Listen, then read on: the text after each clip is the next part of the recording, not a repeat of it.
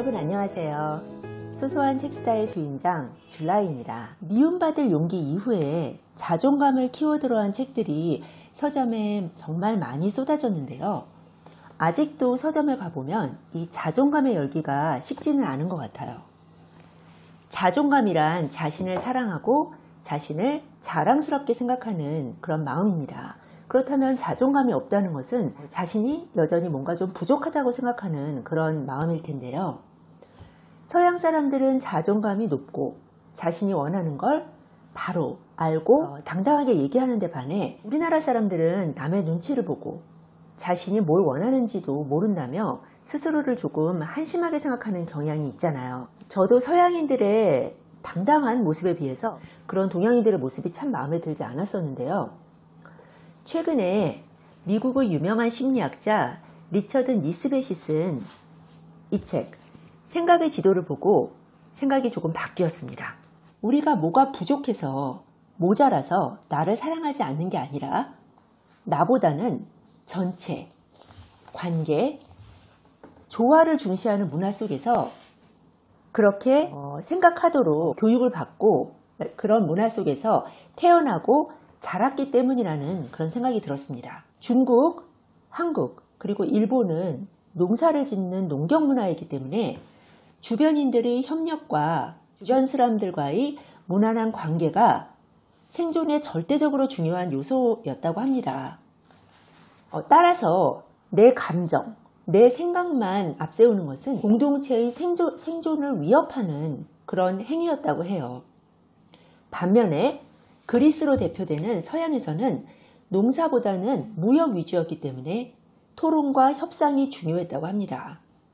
자신의 의견을 분명하게 말하는 것은 문명인의 기본 소양이자 에티켓으로 여겨졌다고 해요. 자신의 입장을 분명하게 말하지 못하면 사실 협상이 지체되고 그만큼 모두에게 손해잖아요. 그러니까 자신이 원하는 바를 분명히 얘기하고 서로 치열하게 토론하고 협상함으로써 얼른 결론을 이끌어내는 것이 그 사람들의 생존 방식이었다고 합니다. 서양에서는 개인 간의 첨예한 의견 대립이 있을수록 토론을 통해서 더 논리적이고 합리적인 의견이 승리하는 과정, 그 과정을 중시했다고 해요. 하지만 동양에서는 여러 다양한 의견 간의 절충과 타협, 그리고 중용을 중시했다고 합니다. 그래서 서양은 일찍부터 이분법적인 사고가 발달했다고 합니다. 하나가 선이면 다른 하나는 악일 수밖에 없는 거예요. 둘 다 선은 논리적으로 있을 수가 없는 거죠. 이런 이분법적인 사물을 단순화하고 도식화하는 사고방식은 서양에서 과학을 발전시키는 힘이 되었다고 합니다. 반면에 동양에서는 이것도 옳고 따지고 보면 저것도 옳고 또 그 이면을 생각해 보면 또 다른 의견도 옳고 이런 생각이 더 지배적이라고 해요. 사물의 한 가지 측면만을 보고 결론을 내리는 것은 어리석은 행동이라고 생각했다고 합니다. 왜 헐리우드 슈퍼히어로 영화를 보면 극단적인 선악 구도가 나오잖아요. 저는 그런 영화를 볼 때마다 설마 미국인들이 저렇게 생각해서 저런 영화를 만들었을까? 그건 사실이 아닐 거야. 12세 이하 관람가 영화를 만들어서 더 많은 돈을 벌기 위해서 내용을 너무 도식화, 단순화시키는 과정에서 그런 단순한 영화가 나오지 않았을까 저는 생각을 했는데요. 이 책을 읽고 나니까 그게 아니라는 사실을 알게 됐어요. 서양인들은 원래부터 그렇게 생각을 하는 겁니다. 하나가 선이면 다른 하나는 당연히 악이 되고 악이 어떤 사정이 있든 어쩔 수 없는 환경이 있었든 간에 그건 중요하지 않은 거예요. 악은 그냥 태초부터 악인 거예요. 그 이면을 보려고 하잖아요. 지금 나쁜 행동을 하고 있는 것은 그가 악한 마음을 먹고 있기 때문이고 악을 퇴치해야만 선이 승리한다. 그런 생각을 하고 있는 거죠. 다시 자존감 이야기로 돌아와 보면요. 서양에서는 내 감정, 내가 원하는 것을 알고 그대로 행동하면 그걸로 된 겁니다.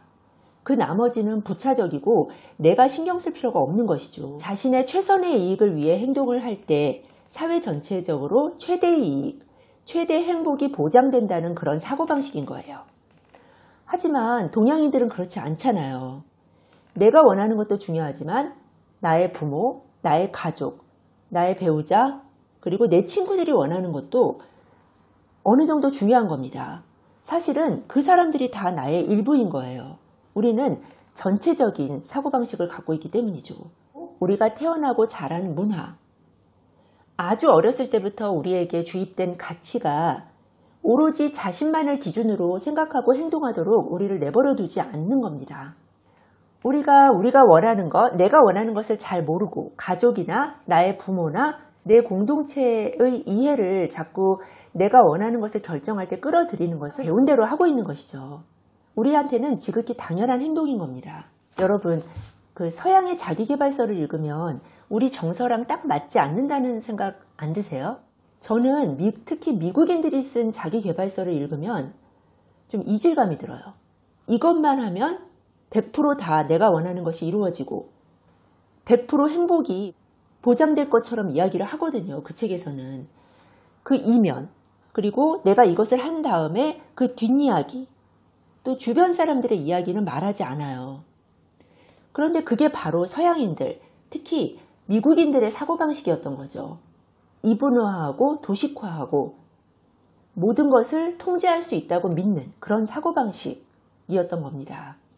이 책 생각의 지도를 보면 이러한 이분법적 사고방식은 북미 국가에서 가장 높고요. 지리적으로 동쪽으로 올수록 점점 낮아진다고 합니다.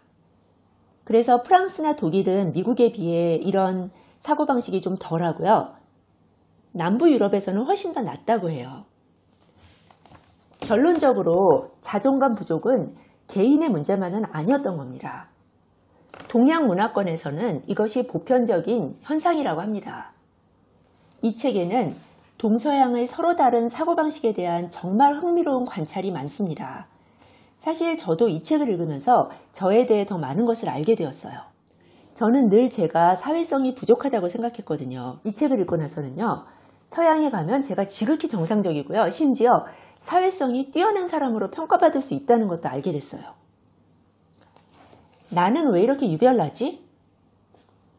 나는 한국 사회랑은 맞지 않아. 이런 생각을 하시는 분들 좀 계시죠? 그런 분들은 이 책, 리처드 니스벳의 생각의 지도를 꼭 한번 읽어보시기를 바랍니다. 정말 재미있는 내용이 많은데요. 더 자세한 내용은 다음에 더 소개해 드리겠습니다. 여러분 감사합니다. 구독 버튼 잊지 말고 꼭 눌러주세요.